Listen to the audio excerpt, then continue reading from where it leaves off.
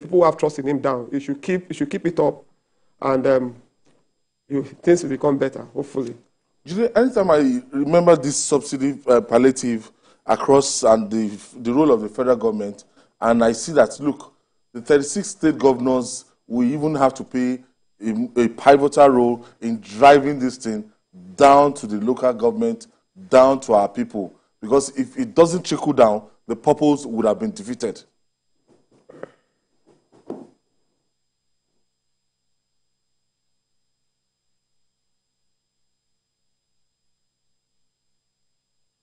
It's not simply to make labor happy. This should be for every strata of our society. Everyone is affected by fuel subsidy removal one way or another.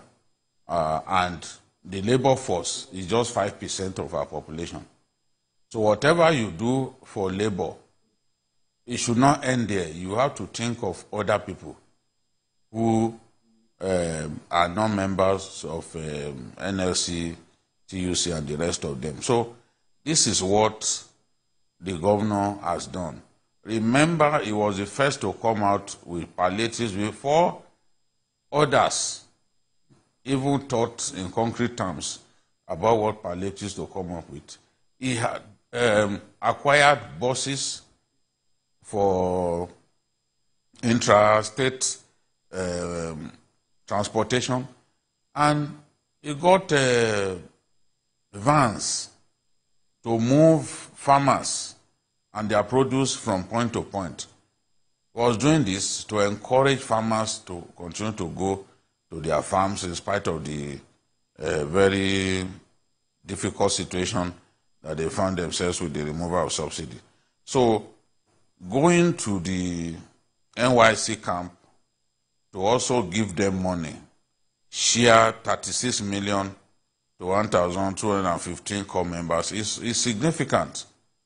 And I would want to see other governors do this, because at the end of the day, these guys are serving their nation and they are not insulated from the pains inflicted by the removal of subsidy. They are not insulated at all. How much is even their allowances? And they are far away from their homes, from their parents. So they are serving their country. Governors should not forget them. So in sharing the subsidy palliatives, they must remember the core members, because they are also among the most vulnerable. When you bear in mind what can their allowances even buy in today's Nigeria. So Zulum again has shown foresight, he has shown quick thinking by extending the palliatives to the core members and assuring them that their coming to Borno will not be in vain, and that they will be well taken care of, so that they can take good memories back to their states of origin. And he also has to be given kudos for reviving the NYC camp after 13 years. So the rebuilding of Borno is proceeding at a good pace, but the truth is there is a lot of work to be done, because the terrorists destroyed entire communities.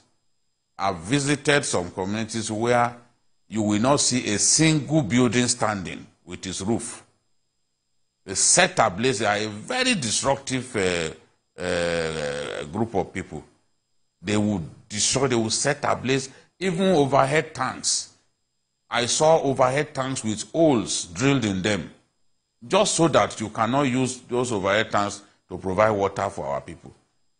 Boko Haram elements are among the most despicable crop of human beings to ever walk the face of the earth. So, Dotun, taking you to Anambra State now, where Governor Chukwuma Soludo had distributed subsidy palliative and payment of additional 12,000 naira to workers. Now, at the time this thing started, you know, it wasn't biting as hard as we expect now. But that time we were rejecting 8,000 naira. Now, some of us we've come to realize that it's not about Lagos, it's not about Abuja. That some people that are out there in the States, by the time 12,000 additional money to their money, they are going to be very, very happy. Well, I think the issue with the 8,000 naira that a lot of Nigerians objected to was that there was no verifiable data to use in determining how do you now who should get the 8,000. Now we can see those who are getting identify part of. Now we can see them. We can put a face to them. We can put a face. These corpers, these core members have gotten in Bono. There is a face to them. There is a number, 1,215 database. In Anambra, they have the payroll system that is in operation. So civil servants. Just even when we know that there will be ghost workers there, at least there is a basis. Somebody does not stand up like it was before during COVID and said food was distributed in schools that were closed, that were shut at that time, or was distributed inside. You took cash and you went to a community and you distributed. With all the stories that we had of people collecting the money for photo ops, and as they are walking out, part of it is either collected or everything is taken away from them. So that's not that's the issue with this now. We can see what is verifiable, not some governors or civil servants pocketing the money or ministers. That is what is happening now. If Soludo has done this, there is a basis on which we can calculate how much he has given out. 12,000 naira to so number of workers for so number of months. So those people who are faceless, that we can't see collecting the money, will now be the family members of these civil servants.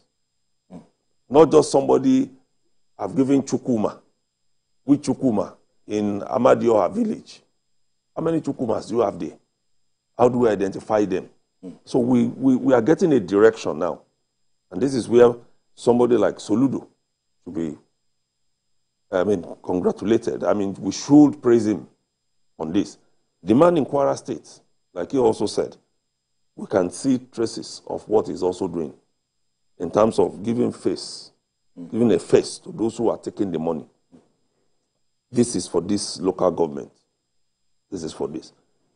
The one that I also don't still support is the food palliative, where you say you have given 200,000 bags of rice out.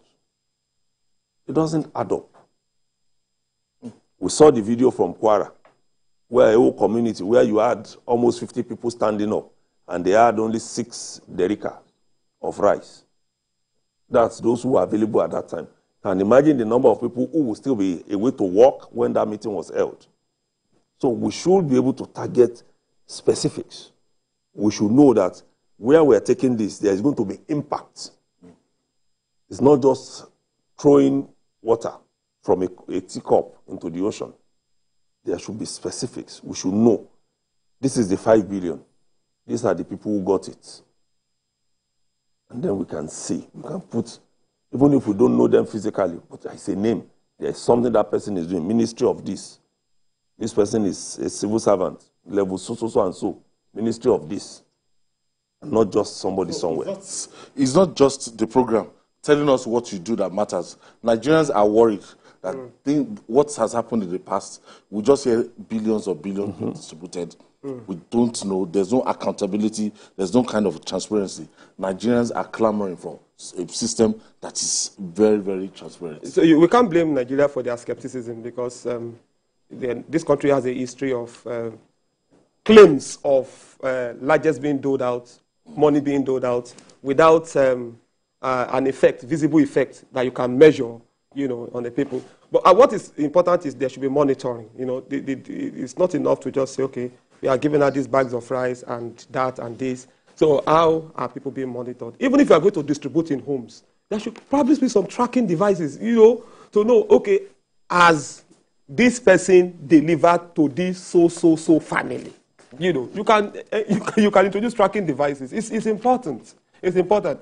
You can also interface with stores instead of taking the what's it called, the food to the people. Maybe a store, a shop. You know, people can go there, some designated shop, and get the pallet. However you do it, you know, there's no end to the kind of innovation that can be deployed into this kind of thing. However you do it, there must be monitoring, there must be supervision, so that it does not get into the hands of people who just like to siphon what belongs to the people.